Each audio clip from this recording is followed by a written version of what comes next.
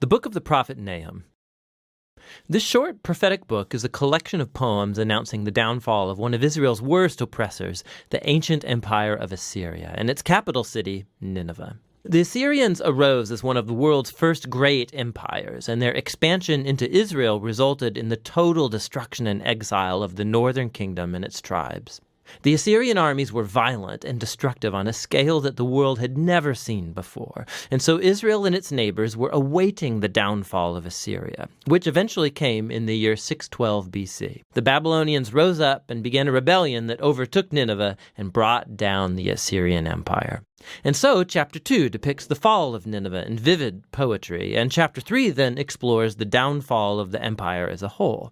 But this book isn't just an angry tirade against Israel's enemies. The introductory chapter shows us that there is way, way more going on here. The book opens with an incomplete alphabet poem that begins by describing a powerful appearance of God's glory. It's very similar to how the previous book, Micah, began and how the next book, Habakkuk, is going to conclude. And it's God, the all-powerful creator, coming to confront the nations and bring his justice on their evil. And the poem opens by quoting from the famous line of God's self-description after the golden calf incident in the book of Exodus chapter 34. The Lord is slow to anger. He's great in power. He won't leave evil unpunished. And so the rest of the poem goes back and forth, contrasting the fate of the arrogant, violent nations with the fate of God's faithful remnant. When God brings down all the arrogant empires, he will provide refuge for those who humble themselves before him. Now, here's what's really interesting, is that you thought this book was only about Assyria, but Nahum actually nowhere mentions Nineveh or Assyria in chapter 1. And when he describes the downfall of the bad guys, he uses Isaiah's language about the fall of Babylon, which happened much later in history. And not only that, Nahum also describes the downfall of the bad guys as good news for the remnant of God's people. It's a direct allusion to Isaiah's good news about the downfall of Babylon. And so all these little details from chapter 1, they come together to make a key point. For Nahum, the fall of Nineveh is being presented as an example, as an image of how God is at work in history in every age, how he won't allow the arrogant or violent empires of our world to endure forever. And so the message of Nahum is actually very similar to that of Daniel. Assyria stands in a long line of violent empires throughout history, and Nineveh's fate is a memorial to God's commitment to bring down the violent and the arrogant in every age. With this perspective from the opening chapter, the book then returns to its focus on Assyria. And so chapter 2 describes the Battle of Nineveh and the overthrow of the city in progressive stages. So first we see the front line of Babylonian soldiers, and then we read about the charge of the chariots, and then the chaos on the city walls as the city is breached, then the slaughter of Nineveh's people, then the plundering of the city. Chapter 3 goes on to describe the results of the city's downfall for the empire as a whole. So Nahum begins by announcing a woe upon the city whose kings built it with the blood of the innocent. It's an image of how injustice was built into the very system that made Assyria so successful. But their violence has sown the seeds of their own destruction, and so Assyria will fall before Babylon. The book concludes with a taunt against the fallen king of Assyria. He's stricken with a fatal wound, and from among all the nations that he once oppressed, no one comes to help him. Rather, they sing and celebrate his destruction. And that's how the book ends. Now, this is a gloomy book, but it's important to see how Nahum's message addresses the tragic and perpetual cycles of human violence and oppression in every age. Human history is filled with tribes and nations elevating themselves and using violence to take what they want, resulting in the death of the innocent. And the book of Nahum uses Assyria and Babylon as examples to tell us that God is grieved, and that he cares about the death of the innocent, and that his goodness and his justice compel him to orchestrate the downfall of oppressive nations. And God's judgment on evil is good news, unless, of course, you happen to be Assyria. Which brings us all the way back to the conclusion of that opening poem in chapter 1, which tells us that the Lord is good and a refuge in the day of distress. He cares for those who take refuge in him. And so the little book of Nahum invites every reader to humble themselves before God's justice and to trust that in his time he will bring down the oppressors of every time and place. And that's what the book of Nahum is all about. Nahum. Nahum 1. An oracle concerning Nineveh. The book of the vision of Nahum of Elkosh. The Lord is a jealous and avenging God. The Lord is avenging and wrathful. The Lord takes vengeance on his adversaries and keeps wrath for his enemies. The Lord is slow to anger and great in power, and the Lord will by no means clear the guilty. His way is in whirlwind and storm, and the clouds are the dust of his feet. He rebukes the sea and makes it dry. He dries up all the rivers. Bashan and Carmel wither. The bloom of Lebanon withers. The mountains quake before him. The hills melt. The earth heaves before him.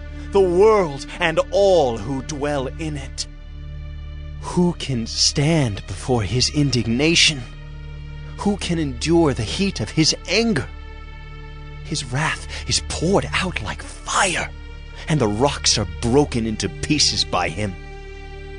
The Lord is good, a stronghold in the day of trouble. He knows those who take refuge in him. But with an overflowing flood, he will make a complete end of the adversaries, and will pursue his enemies into darkness. What do you plot against the Lord? He will make a complete end. Trouble will not rise up a second time. For they are like entangled thorns.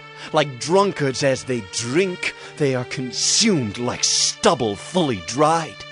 From you came one who plotted evil against the Lord, a worthless counselor. Thus says the Lord, though they are at full strength and many, they will be cut down and pass away. Though I have afflicted you, I will afflict you no more. And now I will break his yoke from off you and will burst your bonds apart. The Lord has given commandment about you. No more shall your name be perpetuated.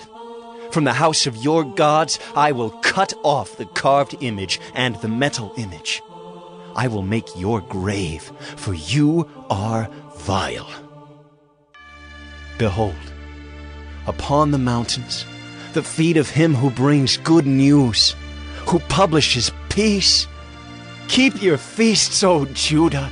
Fulfill your vows, for never again shall the worthless pass through you. He is utterly cut off. Nahum 2. The scatterer has come up against you. Man the ramparts, watch the road, dress for battle, collect all your strength. For the Lord is restoring the majesty of Jacob as the majesty of Israel. For plunderers have plundered them and ruined their branches. The shield of his mighty men is red. His soldiers are clothed in scarlet. The chariots come with flashing metal on the day he musters them. The cypress spears are brandished. The chariots race madly through the streets. They rush to and fro through the squares. They gleam like torches. They dart like lightning. He remembers his officers. They stumble as they go. They hasten to the wall. The siege tower is set up. The river gates are opened. The palace melts away. Its mistress is stripped. She is carried off. Her slave girls lamenting, moaning like doves and beating their breasts. Nineveh is like a pool whose waters run away. Halt! Halt! They cry, but none turns back. Plunder the silver, plunder the gold. There is no end of the treasure or of the wealth of all precious things. Desolate, desolation and ruin. Hearts melt and knees tremble. Anguish is in all loins. All faces grow pale. Where is the lion's den? The feeding place of the young lions, where the lion and lioness went, where his cubs were, with none to disturb. The lion tore enough for his cubs and strangled prey for his lionesses. He filled his caves with prey and his dens with torn flesh. Behold, I am against you, declares the Lord of hosts, and I will burn your chariots in smoke, and the sword shall devour your young lions. I will cut off your prey from the earth, and the voice of your messengers shall no longer be heard. Nahum 3. Woe to the bloody city, all full of lies and plunder, no end to the prey. The crack of the whip and rumble of the wheel, galloping horse and bounding chariot, horsemen charging, flashing sword and glittering spear, hosts of slain, heaps of corpses, dead bodies without end. They stumble over the bodies, and all for the countless whorings of the prostitute, graceful and of deadly charms, who betrays nations with her whorings, and peoples with her charms. Behold, I am against you, declares the Lord of hosts, and will lift up your skirts over your face, and I will make nations look at your nakedness and kingdoms at your shame. I will throw filth at you, and treat you with contempt, and make you a spectacle. And all who look at you will shrink from you, and say, Wasted is Nineveh. Who will grieve for her?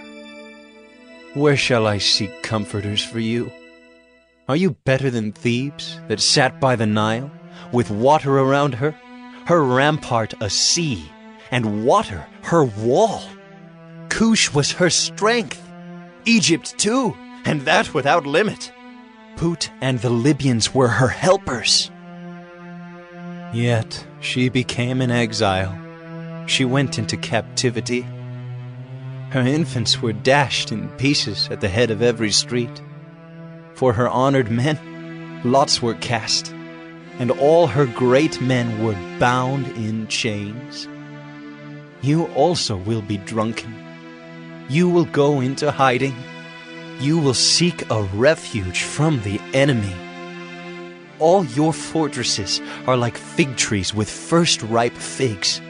If shaken, they fall into the mouth of the eater. Behold, your troops are women in your midst. The gates of your land are wide open to your enemies. Fire has devoured your bars. Draw water for the siege. Strengthen your forts.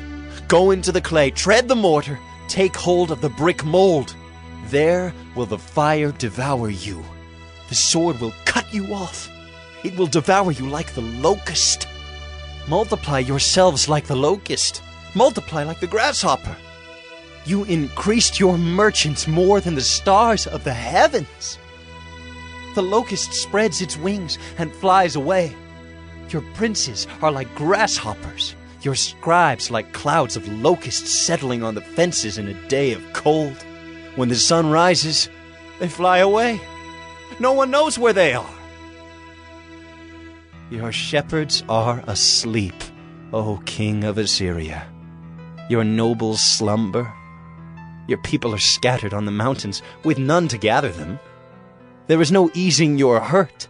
Your wound is grievous.